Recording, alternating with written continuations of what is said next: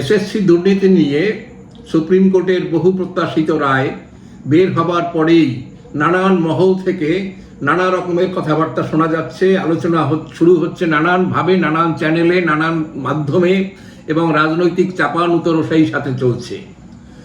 আমরা এর আগে একটা ভিডিও করে দেখিয়েছিলাম যে এই রায় থেকে কি কি রকমের সমস্যার উদ্ভব হতে পারে। এবারে সেই ঘটনা আর কল্পনার লেভেলে নয়, এবারে বাস্তবে এসে দাঁড়িয়েছে।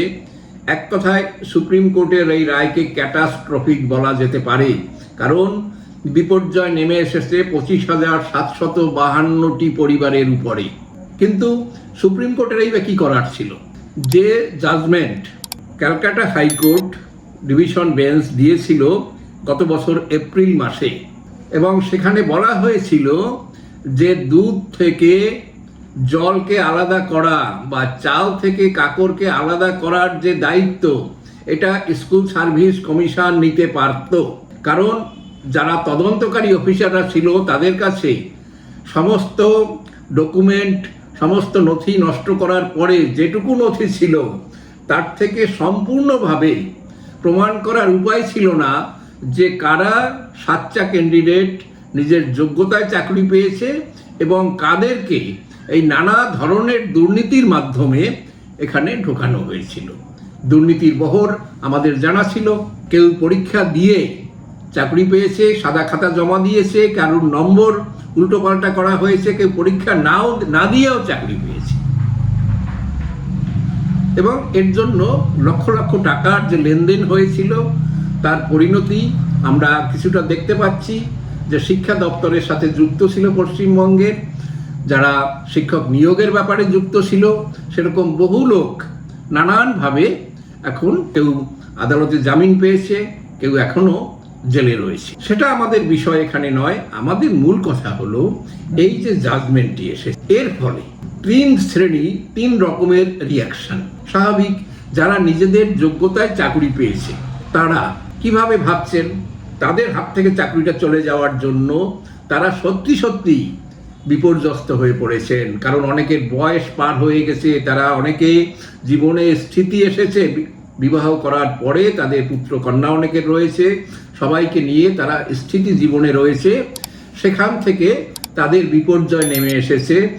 সিমিলার যারা ঘুর পথে অর্থাৎ অবৈধভাবে চাকরি পেয়েছিল তাদের জীবনের কথাও তাই, এবং তাদের ক্ষেত্রে আর একটা যেটা ক্ষতি ছিল সেটা হচ্ছে তারা এই ঘুষ দেওয়ার জন্য, উৎকোচ দেওয়ার জন্য যে অর্থ সংগ্রহ করেছিল, সেই অর্থ সংগ্রহ করার জন্য তারা অনেকটা নিঃস্ব হয়ে গিয়েছে। কিন্তু কবছর চাকরি করার ফলে হয়তো বা তাদের কিছুটা রিকভারি হয়েছে, এ হলো একটা দিক। কিন্তু যারা সবচাইতে খুশি হয়েছে তারা হলেন যারা চাকরি পাননি, এই অবৈধভাবে যারা নিযুক্ত হয়েছিল তাদের কারণে যারা চাকরি পাননি তারা সবচাইতে খুশি হয়েছেন যে তাদের জন্য একটা সুযোগ সামনে এসে গেছে। কিন্তু যাদের চাকরি চলে গেছে তাদের ক্ষেত্রে কি ভয়ানক রকমের সামাজিক সমস্যা দেখা দিয়েছে, কারণ ওখানে তো বাছা যায়নি কে বৈধভাবে এবং কে অবৈধভাবে পেয়েছিলেন। যখন তাদের চাকরি চলে গেছে, সমাজ, প্রতিবেশী, আত্মীয় স্বজন, পরিবারের এমনকি স্ত্রী, পুত্র, কন্যা, মা বাবা, তারা অনেকেই মনে করবেন আত্মীয় স্বজন তাদের কাছে তাদের মুখ দেখানোর জায়গা থাকবে না, কারণ তাদের সবসময় ভয় থাকবে এই বোধ হয়, অর্থাৎ যে বৈধভাবে নিজের যোগ্যতায় চাকরি পেয়েছিল তার সম্পর্কেও মনে করবে এ বোধহয় অবৈধভাবে ঢুকেছে। এর পরিণতি অনেক সময় ভয়াবহ, যা আমাদের এখানে আলোচনা করতেও ভয় লাগছে। দেখা যাবে কেউ কেউ এর জন্য কোনো চরম সিদ্ধান্ত নিয়ে ফেলেছেন, কিন্তু সবাইকে আমরা রিকোয়েস্ট করব যে না, এখনো বিপর্যয়ের সেই সময় আসেনি, আপনারা ধৈর্য ধরুন, কারণ সুপ্রিম কোর্ট অত্যন্ত বিচক্ষণতার সাথে এই রায়টা দিয়েছে। তারা 3 মাসের মধ্যে রিক্রুটমেন্ট হওয়ার জন্য, এবং যারা এই পরীক্ষায় যাদের চাকরি পেয়েছিলেন বা যারা পাননি তাদের সবার জন্য আবার এই 3 মাসের মধ্যে রিক্রুট করার জন্য ব্যবস্থা নিতে নির্দেশ দিয়েছেন, এবং যাদের যোগ্যতা ছিল আশা করি তারা আবার সেই স্বযোগ্যতায় আবার নিযুক্ত হবেন।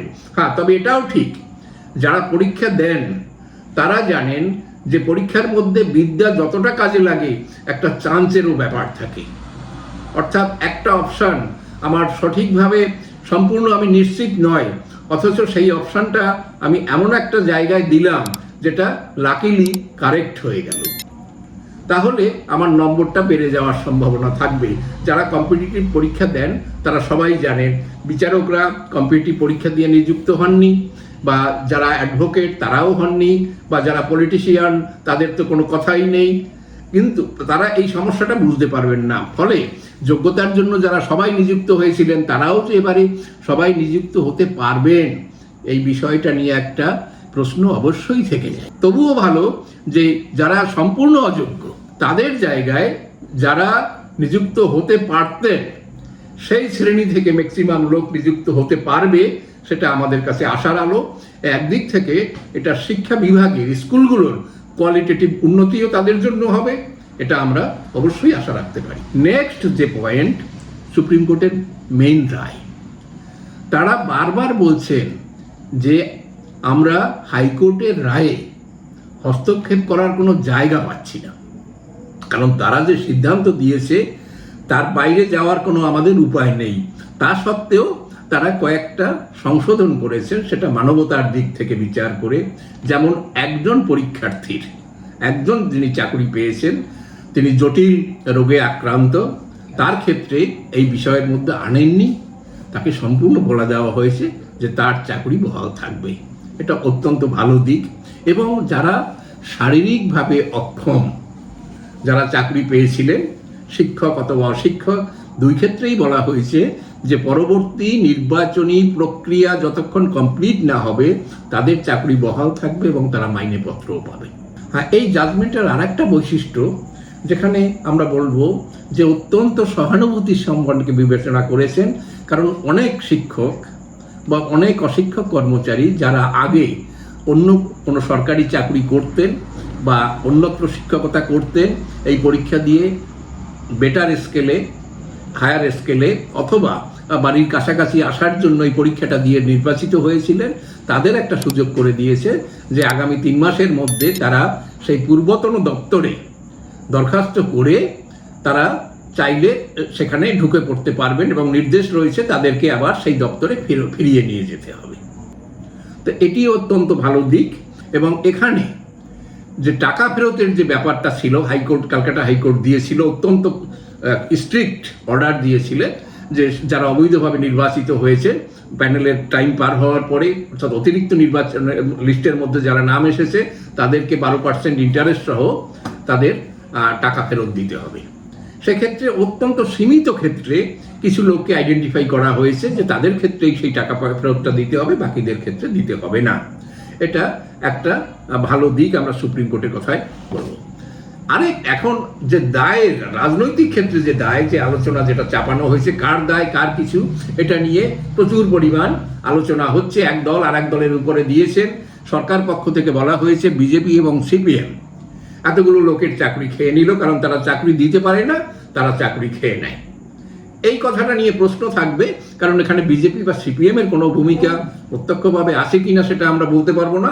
কিন্তু যারা চাকরি পেতে পারতেন অথচ পাননি, এই দুর্নীতির কারণে মামলায় তারাই ছিলেন, তাদের হয়ে যেসব উকিলরা হেল্প করেছেন তাদের হয়তো কোনো নিজস্ব রাজনৈতিক মতবাদ ছিল, কেউ হয়তো সিপিএম এর, কেউ তৃণমূলের, কেউ বা হতে পারে বিজেপির লোক, কিন্তু তাকে বলা যাবে না যে এখানে সিপিএম বা বিজেপির কোনো বড় ভূমিকা। বরং যাদের আসল ভূমিকা তাদেরকে নির্দিষ্ট করে তাদের ক্ষেত্রে, অর্থাৎ যাদের অপরাধের কারণে এই সমস্ত বিপর্যয়, 25,000 লোক বিপর্যস্ত হলো, 25,000 পরিবার বিপর্যস্ত হলো, তাদেরকে আইডেন্টিফাই করাটাই ছিল সবচাইতে বড় কথা। কিন্তু সেই দিকে কেউ কিন্তু লক্ষ্য করেন। এখানে আরেকটি প্রশ্ন আমাদের কাছে আসবে, সুপ্রিম কোর্ট এক্ষেত্রে অনেক ধৈর্যের পরীক্ষা দিয়েছিল। হিয়ারিংয়ের সময় বারবারই বলেছিল যে সরকার পক্ষ থেকে, অর্থাৎ যারা নির্বাচন প্রক্রিয়ায় অংশ নিয়েছিলেন, স্কুল সার্ভিস কমিশন ইত্যাদি, তাদের বলা হয়েছিল যে তোমরা আইডেন্টিফাই করে দাও যে কারা অবৈধভাবে এখানে চাকরি পেয়েছে। হাইকোর্টও সেই একই ব্যাপার, বারবার সেই একই সুযোগ দিয়েছিল, কিন্তু সেই কাজটি কিন্তু তারা করেনি। এবারে কি হলো, সুপ্রিম কোর্টে হিয়ারিং শেষ হয়ে যাওয়া যেদিনকে হলো তারপরে পরের দিন আবার সরকার পক্ষ থেকে সুপ্রিম কোর্টকে রিকোয়েস্ট করলো যে আমাদের আর একটা সময় দিন, আমরা কিছু নথি জমা দেব। সুপ্রিম কোর্ট প্রথমে রাজি হয়নি। রাজি না হলেও তারা সেই জিনিসটা দিয়েছেন, গ্রহণ করেছেন সেই নথি, এবং নিশ্চয়ই তা এক্সামিন করেছেন। এক্সামিন করে যার জন্য জাজমেন্ট দিতে হয়তো যে সময়টা লেগেছে সেটা একটা বড় কারণ হতে পারে, কিন্তু জাজমেন্ট দেখে মনে হচ্ছে সেই নথিতে এমন কোনো বিষয় ছিল না যেটা সুপ্রিম কোর্ট গ্রহণ করতে পারে। অর্থাৎ যার ভিত্তিতে যারা বৈধভাবে নিজের যোগ্যতায় চাকরি পেয়েছিলেন তাদের যে চাকরি রক্ষা করতে পারবেন, কিন্তু সেই রকম কোনো ডকুমেন্ট তারা দিয়েছে বলে আমাদের মনে হচ্ছে না, অন্তত এই জাজমেন্টটা পড়ার পরে। তাহলে কারা দায়ী? দায়ী হচ্ছে যারা নির্বাচন প্রক্রিয়া পরিচালনা করে অবৈধ অযোগ্যদের নির্বাচন করার দায়িত্ব নিয়েছিলেন তাদের। এবং এই ক্ষেত্রে এখন হলো যত দ্রুত সম্ভব আবার নির্বাচন প্রক্রিয়া সুপ্রিম কোর্টের নির্দেশ অনুযায়ী ঠিকভাবে কমপ্লিট করে যারা যোগ্য ছিলেন তাদের মধ্য থেকে আমরা আশা করি অনেকেই সবাই প্রায় নির্বাচিত হতে পারবেন, যাদের চাকরি পাওয়ার কথা ছিল তারাও নির্বাচিত হতে পারবেন, এবং যারা অবৈধভাবে নির্বাচিত হয়েছিলেন তারা সবাই হয়তোবা এই নতুন তালিকায় আসতে পারবেন না। সেই কাজটা যেন এবারে অত্যন্ত পরিচ্ছন্নভাবে হয় সুপ্রিম কোর্টের, সেক্ষেত্রে কিছুটা দায়িত্ব হয়তো ক্যালকাটা হাইকোর্ট বা তাদের কোনো লোকের উপরে এটা দিলে এই বিষয়টাকে দেখার জন্য হয়তো আরো ভালো হতো বলে আমরা মনে করি।